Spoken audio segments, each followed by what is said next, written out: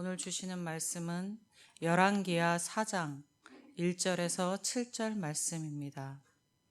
열왕기하 4장 1절에서 7절 말씀입니다. 선지자의 제자들의 아내 중에 한 여인이 엘리사에게 부르짖어 이르되 당신의 종 나의 남편이 이미 죽었는데 당신의 종이 여호와를 경외하는 줄을 당신이 아시는 바이니이다. 이제 빚준 사람이 와서 나의 두 아들을 데려가 그의 종을 삼고자 하나이다 하니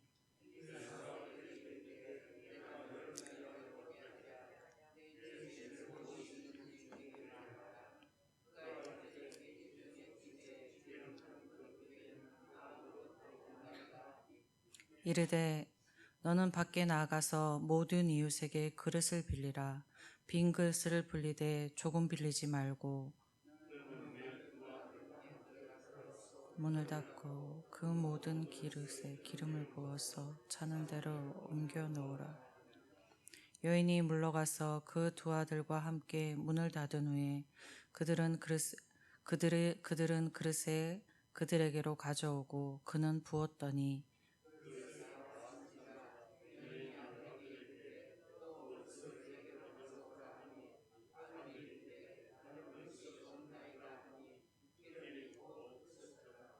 그 여인이 하나님의 사람에게 나아가서 말하니 그가 이르되 너는 가서 기름을 팔아 빚을 갚고 남은 것으로 내 두 아들 생활하라 하였더라. 아멘. 열왕기상 3장에서는 엘리사가 하나님의 능력으로 국가적인 재난을 해결하였던 이야기가 기록되어 있었습니다. 이제 4장에서는 개인의 삶과 개인이 소속된 공동체에 엘리사를 통해 하나님의 능력이 행해지는 이야기입니다. 선지자의 제자 중 한 사람이 죽었습니다. 그의 아내가 엘리사를 찾아왔습니다. 당시 사회에서 가장인 남편이 죽게 되면 홀로 된 그의 아내와 자녀들은 생계가 위협받게 되는 상황이었습니다. 그런데 이 여인의 남편은 빚까지 지고 있어서 여인은 남편의 빚까지 이어받게 되었습니다. 돈을 빌려준 사람들은 그 빚을 갚지 못하니 그녀의 아들 둘을 데려가 종으로 삼겠다고 한 상황이었습니다. 여인은 남편을 잃고서 슬픔을 이겨내고 두 아들과 먹고 살 길을 찾는 것도 힘겨운 상황이었습니다. 그런데 남편의 빚으로 두 아들이 종으로 팔려가게 되었으니 여인이 갖게 되는 큰 고통과 염려, 불안과 절망은 큰 것으로 그녀를 휘감았을 것입니다. 여인은 엘리사에게 자기 남편이 여호와를 경외하는 줄을 당신이 안다라고 하고 있습니다. 이것은 그의 여인의 남편과 여인이 신실한 신앙인이었음을 알게 합니다. 믿음의 사람인 여인은 자기가 감당할 수 없는 고통의 상황에서 하나님께 해결받을 수 있음을 믿고 하나님의 사람 엘리야를 찾아가 부르짖는 것입니다. 이렇게 감당할 수 없는 고통의 상황에 하나님을 찾으며 부르짖을 수 있는 것은 믿음의 사람에게 주어진 특권인 것입니다. 믿음의 사람의 인생은 홀로 사는 인생이 아니라 그의 인생의 모든 순간에 하나님과 함께 살아가는 복된 인생입니다. 오늘 믿음의 사람으로 예배드리는 여러분과 저는 복된 인생을 살고 있습니다. 복된 인생으로 믿는 이 믿음은 힘겨운 상황에서는 위로와 힘을 얻고 기쁨의 상황에서는 하나님의 은혜에 감사하는 삶이 되게 됩니다.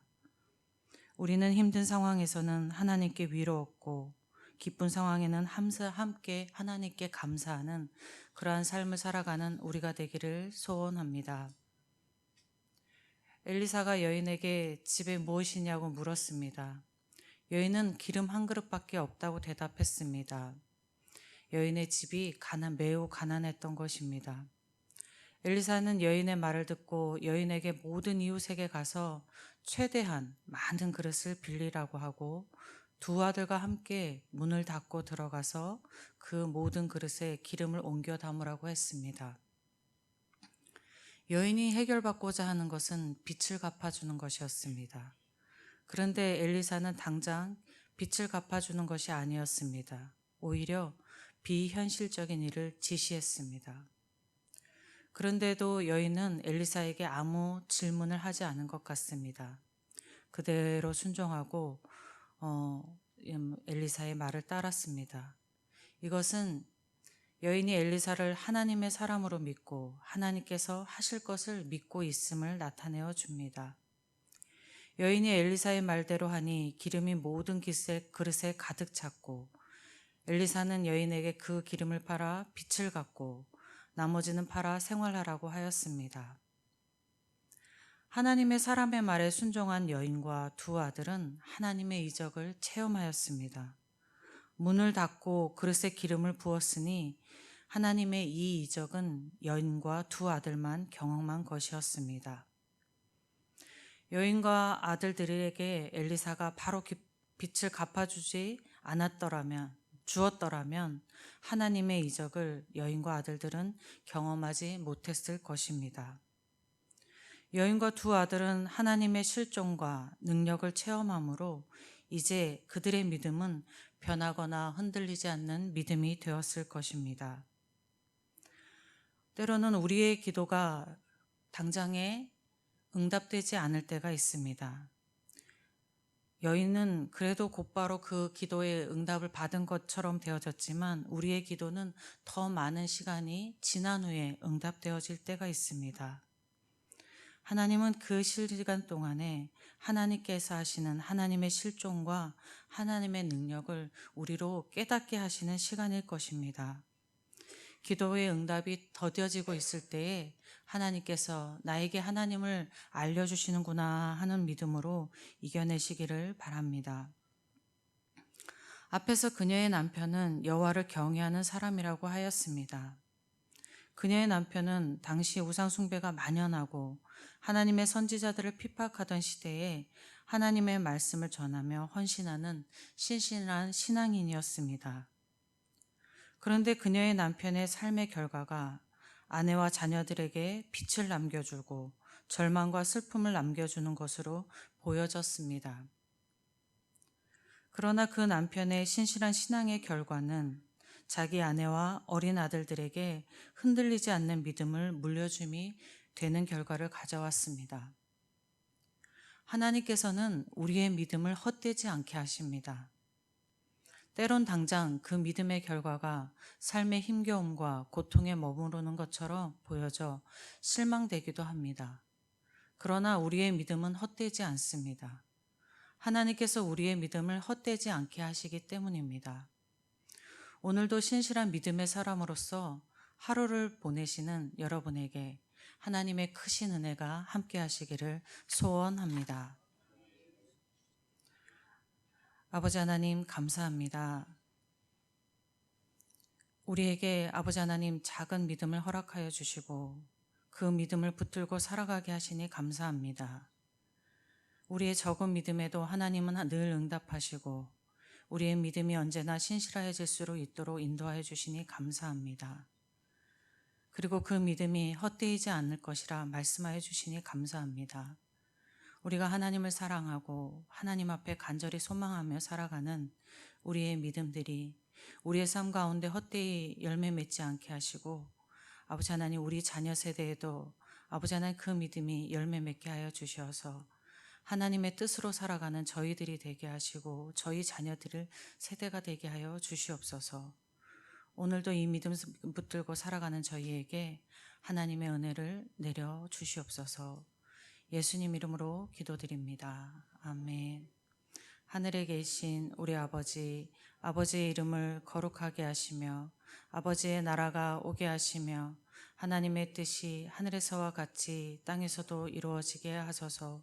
오늘 우리에게 일용할 양식을 주시고 우리가 우리에게 잘못한 사람을 용서하여 준 것 같이 우리 죄를 용서하여 주시고 우리를 시험에 빠지지 않게 하시고 악에서 구하소서. 나라와 권능과 영광이 영원히 아버지의 것입니다. 아멘.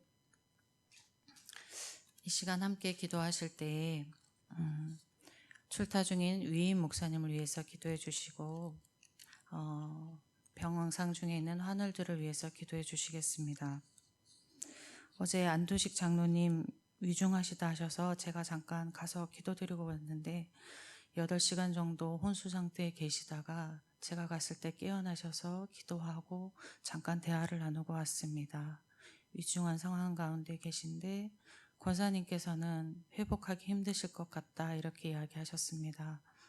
평안 중에 두려움 없이 계실 수 있도록 기도해 주시면 좋겠습니다. 함께 기도하시던 권영순 권사님은 일반 병실로 옮기셔서 치료 중에 있습니다.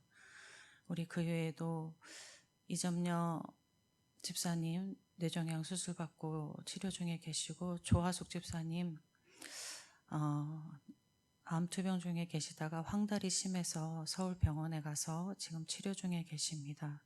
그 외에 생각나시는 분들 기도해 주시면 좋겠습니다. 그리고 우리 교회를 위해서, 나라를 위해서, 그리고 복음이 전해지는 곳곳을 위해서 주님의 이름 한번 부르고 기도하겠습니다.